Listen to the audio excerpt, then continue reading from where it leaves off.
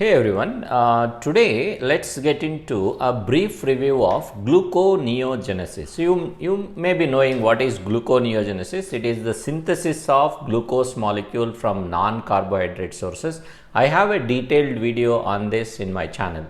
Now, in this quick review, I am going to cover when exactly gluconeogenesis starts and what are the precursors for gluconeogenesis and what are the key enzymes that are needed for each one of these precursors in gluconeogenesis process. So, gluconeogenesis, it starts to happen in post-absorptive condition. So, what is post-absorptive period? So, absorptive period is up to 4 hours after meals, post-absorptive period is between 4 and 10 hours after meals, and fasting states starts from 10 hours after until 24 hours. And from 24 hours to 72 hours you call it as a prolonged fasting, and 72 hours after you call it as a starvation. Now, a person who has eaten food and then 6 hours after eating that food, right? So, from that point onwards, when glucagon is more, gluconeogenesis process starts and it will peak by 24 hours. So, in fact, gluconeogenesis, it steams at 12 hours after meals and peaks by 24 hours, and it will be there at the peak for next 1 week, and then it starts to slow fall down and take a constant phase after 1 week, and it will just go on. Now, what are the precursors for gluconeogenesis? It is the amino acids, like glucogenic amino acids. We have 18 glucogenic amino acids out of 20 amino acids. In that, predominantly alanine. Alanine coming from skeletal muscle degradation in the deficiency of insulin during fasting condition. So, there will be proteolysis, and these proteins can be cellular degradation, some apoptosis process, that kind of proteins which are giving amino acids that can be used, and later it will get into skeletal muscle protein. That is generally happens after 24 hours to 48 hours of fasting. Now, the amino acid that is predominantly coming from skeletal muscle is alanine, and alanine gets into the liver, and in the liver alanine is converted to glucose.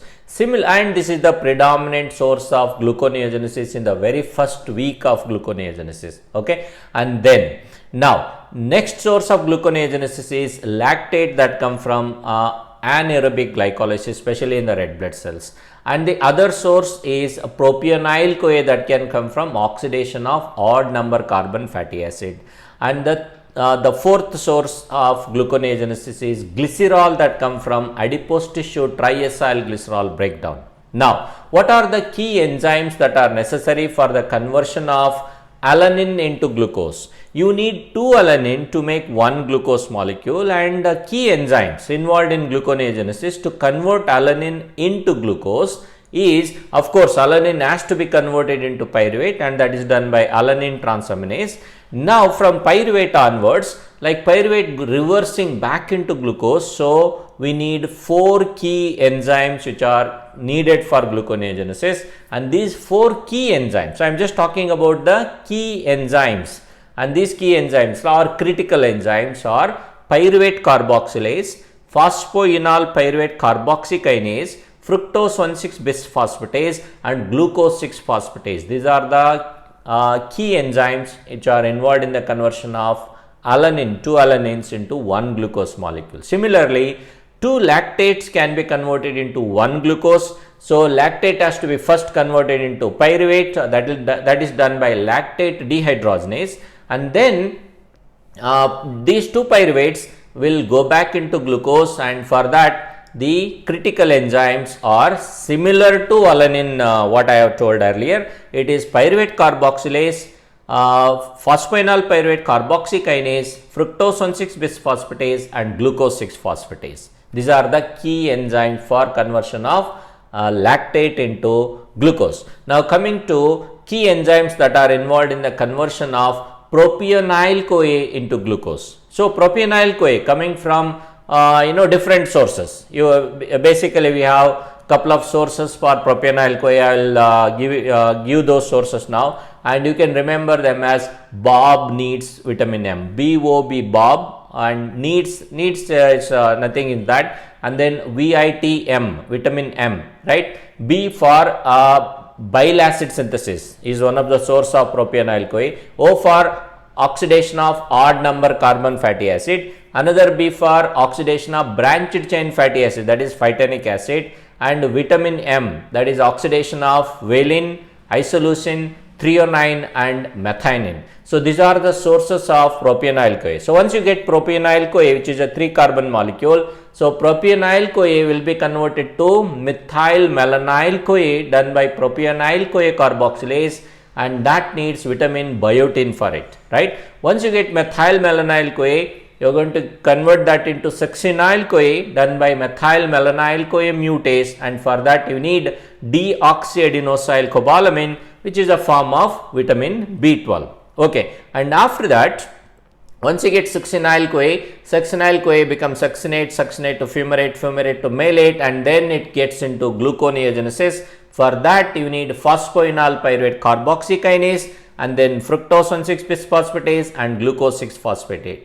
That means in conversion of propionyl CoA into glucose, 2 propionyl CoA into 1 glucose, you need propionyl CoA carboxylase, methyl malonyl CoA mutase, phosphoenol pyruvate carboxykinase, fructose 1,6 bisphosphatase and glucose 6-phosphatase. These are the 5 critical enzymes which are needed in the conversion of propionyl CoA into glucose molecule.